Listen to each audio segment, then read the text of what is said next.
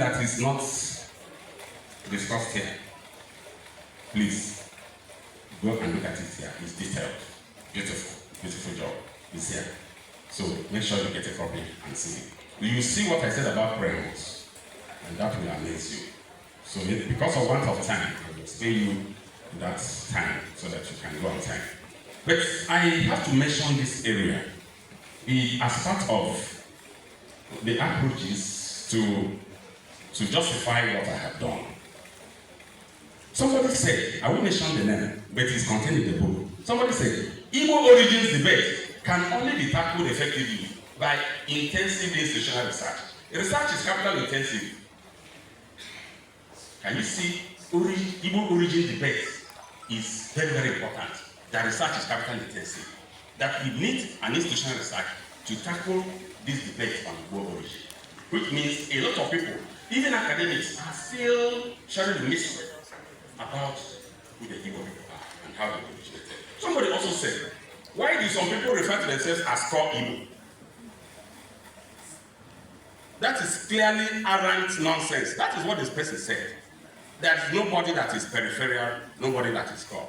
Let me tell the person that there is core Igbo. There is core Igbo. Core Igbo doesn't mean that you are 5% Igbo or 50%. You are really Igbo. But core, what we mean by core is people that are in the core of Igbo land. That is what it means. If you look at Imo State, the acronym is Igbo what? Heartland. Igbo what? Heartland. That is it. The heartland, the heart, the center. Which means people around that axis. Oka, Ono, Okigwe, Owere, Mbise axis. Heading through Maya. They are the core Igbo people. Whether we like it or not, that is what they say. Because one, they don't have any non-Igbo around them. No other person that is non-Igbo is bothering them. So they are the heart of Igbo people. If you are doubting me, go and ask Adi Lafi.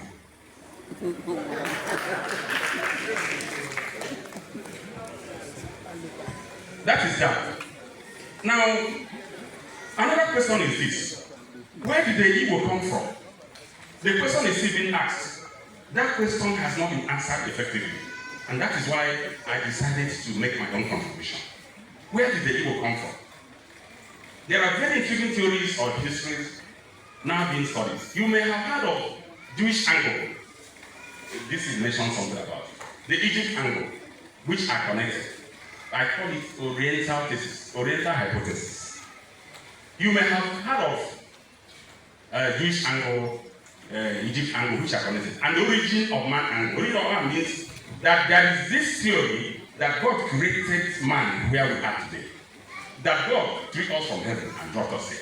That will not originate from anywhere. It's a very popular theory. We call it Igbo homeland theory. Igbo homeland what? Theory. Or independent theory. This 21st century, hopefully, will resolve the mystery. This is the 21st century. I want to participate in solving the mystery. That is why I'm doing this lecture today. Thank you very much. White, we did not come from anywhere. And anyone who tells you we came from anywhere is a liar. Write it down. Ono Hadiru of Mbise. He was interviewed in 1972 by Elizabeth Isiche.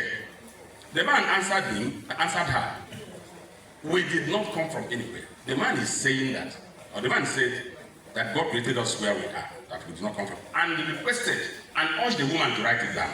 So I'm sure the woman wrote it down. So we believe, most of us also believe that God created us where we are today.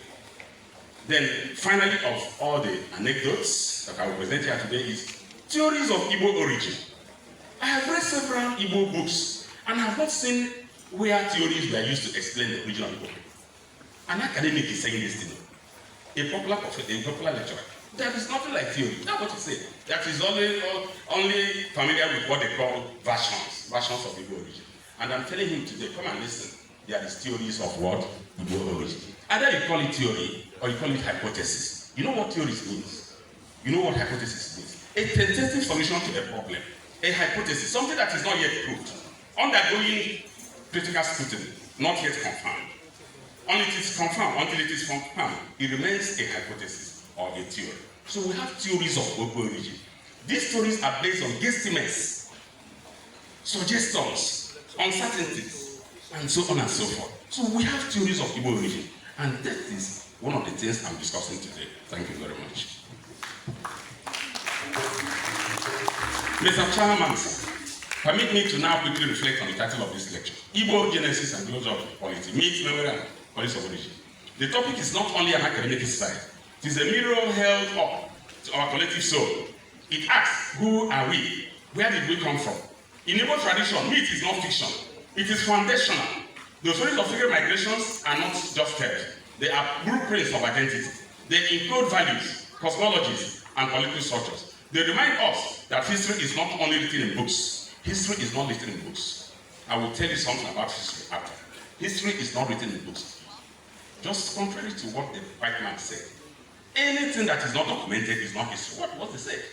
But today, I am telling him, whichever, whether they are white man or whatever, whosoever believes in that history is not only written in books, it is sung in songs, ate in rituals, and whispered across generations. Memory is political. What we choose to remember and what we are forced to forget. Let me tell you something. We have been forced to forget a lot of things about Nigeria. You know what I'm talking about. That was why history was stripped, was removed from the curriculum some years back in 2007. And by the grace of God, the thing has been returned. Let us see how it goes. So, but we may wish to note that the tendency to forget is often offset by need to remember. When something is important, you must remember it. That is what you should take home today. So anybody that tells you anytime, I forgot my husband too, I forgot it, tell the person that is a lie. You can only forget what is not important. When something is important, you must remember. Can you forget where your money is? Can you forget your bank? You don't do that. So the takeaway today is that anybody that tells you, I forgot it, tell the person that you know what is there, that is a lie. He deliberately decided not to remember. Because when something important, you must remember it. Colonial narratives, one dismiss Igbo civilization as fragmented and as follows, but our memory tells us a different story. A vibrant community, complex trade networks, and spiritual authority, rooted in consensus and wisdom. Today, in the age of digital archives,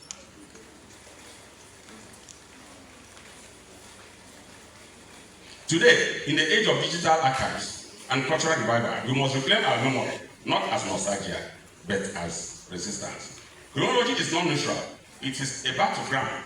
When does Igbo political identity begin? Is it with the rise of Iri priests or Arochukwu? Is it with the encounter with Europeans? Or is it with the declaration of Biafra? Is it when we should talk about our chronology? I will define chronology for you so that you know what I'm talking about. Chronology has to do with writing history in time perspectives. Because if you don't use chronology, you cannot do well in history. Each answer carries political weight. Each timeline is a claim to legitimacy to land and to leadership. In a country where origin determines opportunity, that is why we are bringing this lecture to focus. A country where origin determines opportunity, that is very, very bad. We should regret that. Where you come from determines what you are going to be. It's not good. Please, let's stop it, please. Let's begin today to look at somebody from the point of view of merit, what that person can do, not what it comes from. I was telling somebody that when I joined this university in those days, we don't used to talk about where you come from. Those who know me, even people here today, just had an idea of where I come from recently. I'm sure they don't know what to talk. I don't talk about where I come from. My students don't talk about it. I don't ask students where you come from. Any lecturer that will ask students when he enters a class, Anthony, where are you coming? Where is their place? Where is their village? That is not a good lecture.